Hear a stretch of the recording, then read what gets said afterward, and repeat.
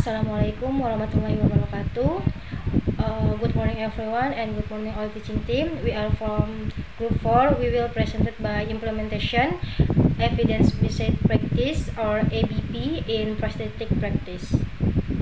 And this is for our member group. The first one is Aska Azahra, Muhammad Febriansyah, and then me, Widya Dana, and Fauzan Ilham Subianto, and the last is Ahmad Cika Tulanisa.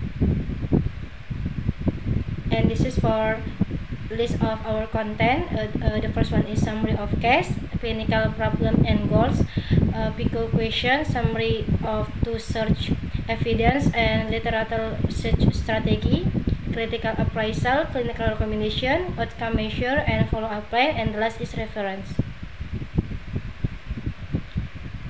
And this is a summary of our case. A 6 years old female, previously active in volleyball, underwent bilateral transtibial amputation 6 months ago after a road traffic accident. She has health stamps, free from phantom pain or contractures, and currently uses a manual wheelchair. With early rehab and strong social support, she is highly motivated to gain independence, return to school, and resume like physical activity. She now seeks her first prosthetic fitting. Next slide. We will be presented by Chika. Chika, time is yours. Okay, for the clinical problem and goals. For the clinical problem, bilateral transtibia amputation or primary problem, mobility impairment, psychosocial or emotional adjustment challenge, prosthetic fitting and training needs, long-term rehabilitation and follow-up needs.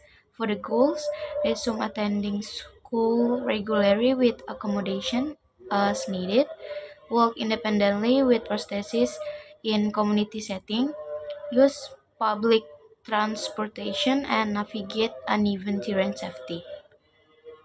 And for the PICO questions, for the P population, 16 years old female with bilateral transtibia amputation, post-trauma with healing stump, psychically and social motivate for the eye intervention, early prosthetic rehabilitation program including prosthetic fitting, gait training, and multidiscipline support PT, OT, psychology.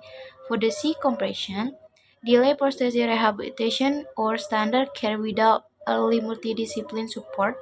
For the outcome, improve functional mobility, independent ambulation, psychosocial reintegration, return to school activity. For the next slide, will be present by Fauzan.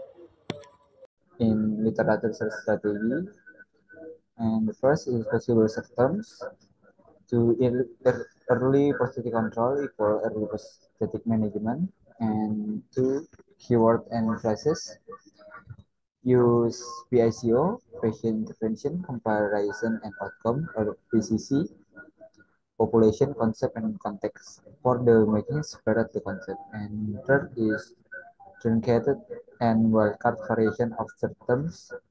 To truncation is useful for finding singular and plural form of prosthesis. It will include prosthesis, prosthesis, and prosthesis. Wildcard finds variant spelling of words in British and American spelling, but we don't use this type of terms. The fourth is Boolean logic operators. Prosthetic and lower limb equal prosthetic and transitional amputee.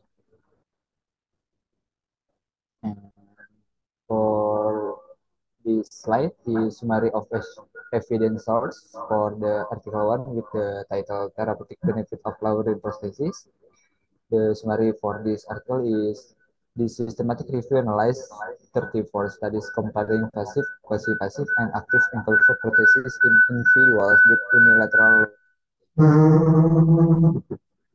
The goal was to evaluate how different prosthetic types impact quality of life during daily activities.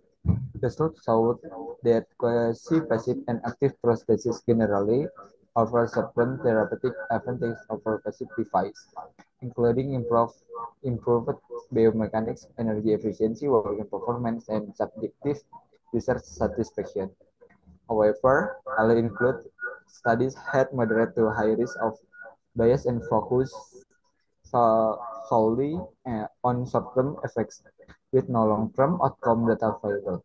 The review concludes that while technological advancement in prosthetic design have demonstrable short-term benefit, more rigorous and long-term research is needed to fully understand their impact on user overall well-being. For the Article 2 with the title Benefit of Early Prosthetic Management of Transitial Amputees, a prospective clinical study of a prefabricated prosthesis. The summary for this article is this study evaluated the effectiveness of using a prefabricated adjustable pneumatic mediate postoperative prosthesis or IPOP, specific, specifically the early in transitial amputee compared to traditional soft dressing or ISD in a prospective clinical trial involving 30 patients, 19 completing the APOP protocol and 23 historical control. The IPOP group experienced significantly fewer complications, no surgical revision, fewer falls, and shorter time to custom prosthesis fitting. The finding highlight that early prosthetic management using the early enhanced recovery, reduce risks, and support faster rehabilitation when applied to appropriately selected patients. For the next, there is a critical appraisal from GBI Tools. Article 1, Therapeutic Benefits of Lower Limb Prosthesis, a Systematic Review. This is a well-conducted systematic review with a clearly defined objective and methodology, appropriate inclusion criteria, and rigorous appraisal tools, limitation in synthesis due to heterogeneity, and no publication bias assessment, which slightly reduce the confidence in conclusion. For the two reasons why number 8 and 9 have no criteria for the question. For number 8, were the method used to combine studies appropriate? No, because no meta-analysis was performed. Synthesis was narrative due to heterogeneity. This limits statistical integration. For the number 9, was the likelihood of publication bias assessed? No, because there is no explicit assessment of publication bias. Second article is Benefit of Early Prosthetic Management of Transtibial Amputee, a prospective clinical study of a prefabricated prosthesis. Overall conclusion, this study provides moderately strong evidence that a prefabricated IPOP can reduce complication, falls, and time to prosthetic fitting after transtibial amputation. While limited by its retrospective control group and small sample size, it offers clinically meaningful insight for improving post-operative amputee care. For number 2, reason why number 2, 5, and 10 have no or unclear criteria for the question. Number 2, because IPOP group recruited prospectively using inclusion or exclusion criteria, while SD group, retrospective historical control group, introducing selection bias. For number 5, matched groups on age, diabetes, and vascular status, reducing confounding.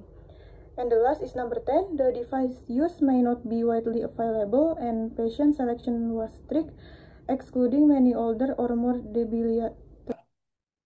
Yeah, this clinical recommendation, the article 1, the prefer question passive or active ankle foot prosthesis over traditional passive model in terms of the first is improve gait biomechanics, the second better balance and stability, the third lower energy expenditure, and the fourth higher patient satisfaction and quality of life. This device simulate more natural movement and reduce compensatory strain on the contralateral limb and back. Use individualist fitting based on patient, activity level, cognitive ability, limb condition, and personal goals. And the clinical recommendation article 2, use an IPOP or immediate postoperative prosthesis like the air limb for transitial amputees as soon as medically appropriate. And the second, ideal for motivate, cognitively intact patient who can tolerate controlled early weight bearing. And the last, significantly fewer falls and no surgical refunds. Next slide.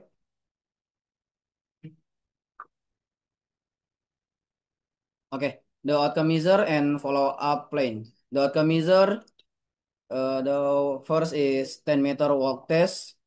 To measure walking speed, it can be employed to determine functional mobility, gait, and vestibular function. And the second, energy expenditure or optional lab-based to assess a gait efficiency if facilities allow. And the third, ABC scale to assess confidence in maintaining balance during everyday tasks. And the last, fail incidents log to monitor safety and stability during early ambulation. And the follow-up plan, the first is prosthetic prescription plan, and the second design, total surface bearing or TSB, or hydrostatic socket for comfort and even pressure distribution. And the suspension, vacuum assisted suspension or VIS, provides optimal socket fit and proprioception. And the liner, silicone or gel liner to reduce shear force and enhance comfort for a young and active user. And the foot, energy storing foot for allow higher functional mobility, dynamic gait, and like sport activities. And the rehabilitation intervention, physiotherapy, gait training with prosthesis or parallel bars, walker, canes, and unices. And occupational therapy, ADL, or activities of daily living, training, dressing, cooking, and toileting. And the last, phys- physi- psychosocial and functional support, ongoing psychological counseling, peer support group, body image, and confidence. And the second, school counseling, listen to is academic integration. And the last, adaptive sport engagement, para volleyball or state volleyball. Okay, next slide. Okay, go back to Widya. Thank you. That's all from our group presentation. Sorry for the mistakes. Endless we say wassalamualaikum warahmatullahi wabarakatuh. Thank you.